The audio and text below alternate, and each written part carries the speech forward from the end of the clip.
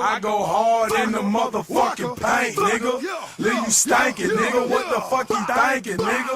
I won't die for this shit or what the fuck I say. Front yard, broad day. Do I look like Waka Flocka, y'all? I pulled up to multiple drive-thrus, no cap, like 4 different times. I've had people tell me, you look like Waka Flocka. So comment down below, do I look like Waka Flocka? As y'all can see, it's that time of year, man. Everybody is graduating, you know, middle school, high school, college, all that good stuff. Everybody's moving on to that next chapter in their life, man. It's a good time of the year right now. Summer's getting here, man. The weather's getting nice and warm outside. I'm not ready for the humidity down here, though. It's about to be super hot. Next week, it's like 95 all week. No cap, it's cold as hell in my house, so I had to throw this shit on. But like I said earlier, it's that time of year, man. It's graduation time. And this was the time that I was supposed to graduate college. I only went to college 1 semester, freshman year, and then I dropped out. And low-key, I think that's the best decision that I've made in my life so far. So at first, my plan was I didn't even want to go to college, you know, because the whole plan was go play ball in school. But since I wasn't playing, I was like, man, I'm not worried about school. I'm about to just figure something out. So I started working this bullshit warehouse job. Did that for like 2 months going into the summer, but that job was lame. You'll see in a video in the future, I'm gonna explain what all happened during that job and my other jobs. So I did that job and I ended up leaving after 2 months. So it was getting close to August and my parents come up to me and they're like, Spencer, what are you about to do? You're not about to just be sitting at the house with no job and you're not going to school. Like, you need to figure something out. So I was like, all right, fine, I'm gonna go to Savannah State. You know, school's 15 minutes from my house. I know people there. It'll be easy to get in. So luckily the person who's in charge of like enrolling you into the school, he knows my mom and my brother. He knew my brother all the way back from high school. So like he's known my family for at least 8-10 years now. So that job's crazy. So it was literally no problem for me to get into the school. So I decided my major is gonna be biology. My senior year in high school, I had a class where I shadowed my athletic trainer. His name was Justin. Shout out Justin if you're watching this. I was shadowing him, you know, during the basketball season, soccer season, all that.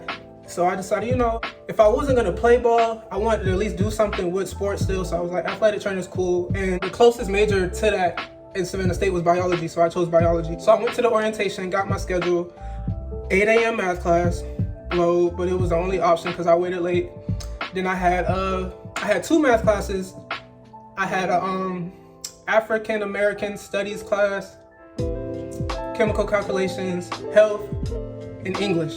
The 8 a.m. math class was terrible, bro. First of all, the teacher, lame, terrible. Like, she never wanted to help you. She would literally just go over the work, put everything on the board, boom, that's it.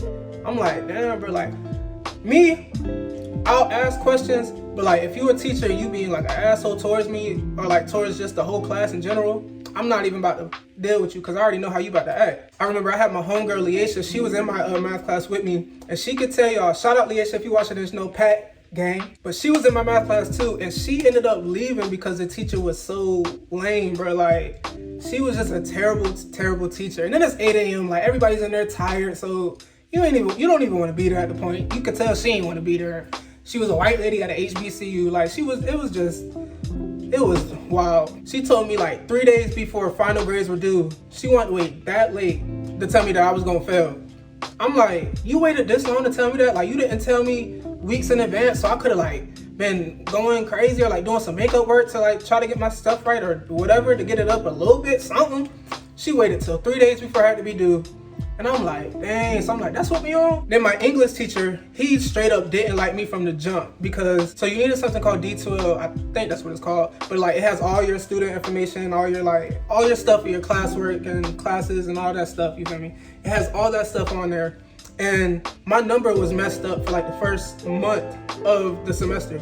So I couldn't like access majority of my stuff. And you could just tell like he wasn't fucking with me because I was the only one doing that. I was the only one whose number was messed up. Everybody else was getting their stuff done. I remember I had a homework assignment and it was like 3 assignments. I did all 3 of them the day he assigned them and I turned them in. So it's the next class and he's calling out everybody who had it checked in.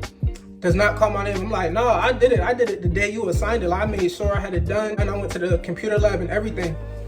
He was like, it's not in there, it's not in your D2L. I told him the D2L is messed up, so it might not show up. I told him that the last class, he was like, all right, that's cool. Must have forgot. But I took screenshots of it and I sent it to him. He was like, doesn't count. I'm like, bro, you see that I did it and you know that my D2L is messed up. So what is the problem? Was not taking it. This man gave me 3 zeros, bro. This was like a month and a half in. So after that, I just knew me and him, it was gonna be I thought it was gonna be a long year, but It was a long semester. Chemical calculations, bro. That was the main class everybody had to take if your major was biology. So the first 2 weeks, shout out Leisha again, Pat. She was in that class with me. So like the first 2 weeks, 3 weeks, is everything that we learned in high school. So we in there like, oh, this class about to be sweet. We over there killing the work. First one's done, second one like, going dumb. Man, that month ended, he was like, all right, the new curriculum. Boy, I was confused as hell. That class was just so hard, bro. And the tests, oh my God, those tests, I swear, I could study the whole week, the day of, 10 minutes before that test come, don't know nothing of it. Like that, I swear, just like probably how y'all were in school. You study for a test, then when you get it, everything you study, not even on the test. That's how that class was, bro.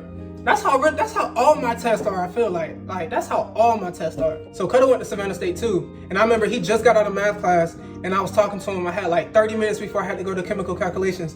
And I was like, bruh, I do not want to go to class, bruh. I was like, I can't understand, dude. He don't never want to like answer questions. It's Friday. I know we're not doing nothing for real. So I just wanted to go home. So Cutter was like, shit, buck.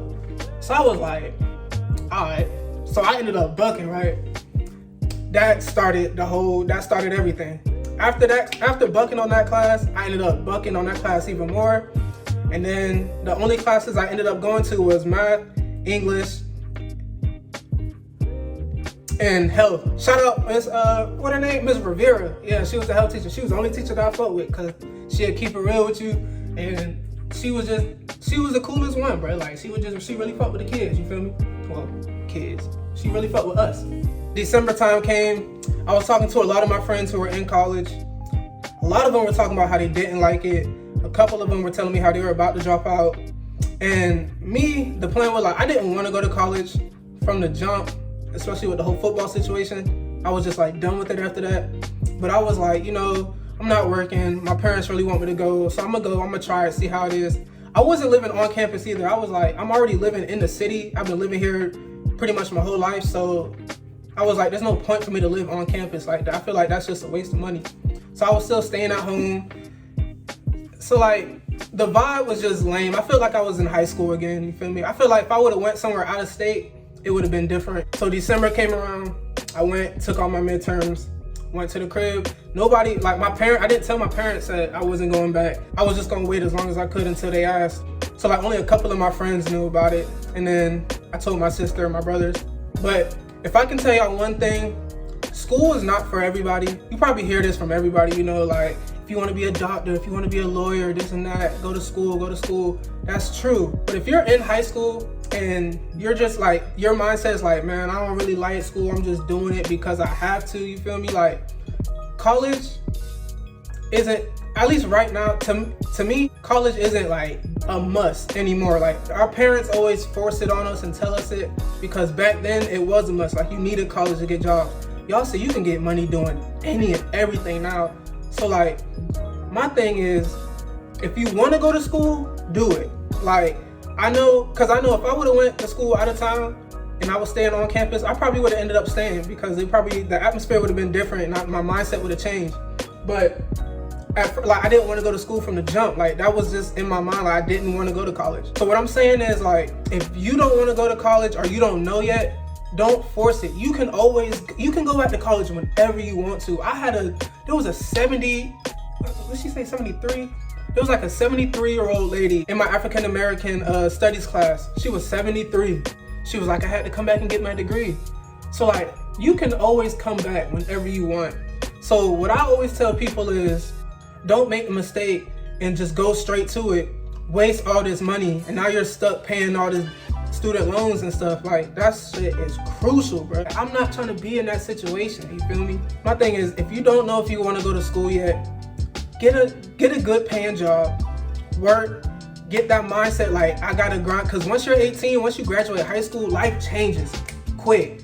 Once that summer ends and it's August and everybody start going back to school, everything changes. Like you're an adult now. You have to start taking care of yourself. At least for most people. Some people, you know, their parents will look after them for a long time. So it kind of depends on what situation you're in. But my decision was, I left school, got a job, worked my ass off. Like, I took so many sacrifices. I used to always go out with people. I was like, I wouldn't say blowing money, but like I would go out and like spend money a lot on just stuff that I know like, I don't really need this. But I took a lot of sacrifices and stopped doing all of that and stopped hanging out with a lot of people.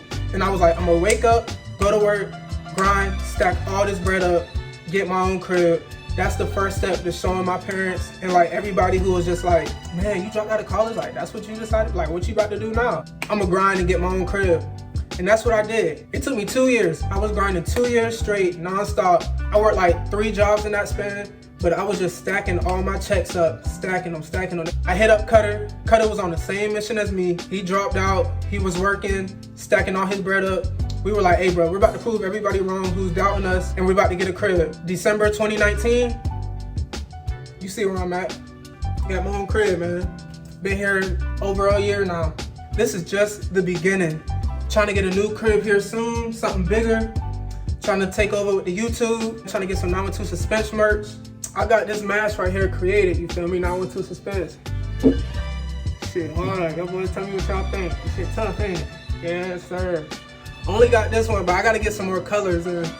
Trying to get red, blue, green. I'm trying to get all them colors, you feel me? This shit's hard. Trying to get some shirts made, hoodies, sweatpants, hats, beanies, all that good stuff, man. If you've been rocking with me and waiting patiently for all these videos to drop, man, I appreciate you. I fuck with you heavy. And make sure you like, comment, and subscribe. Comment down below. Tell me what type of videos y'all want to see. Tell me how I did in this video. And I'll see y'all next time. 912 Suspense.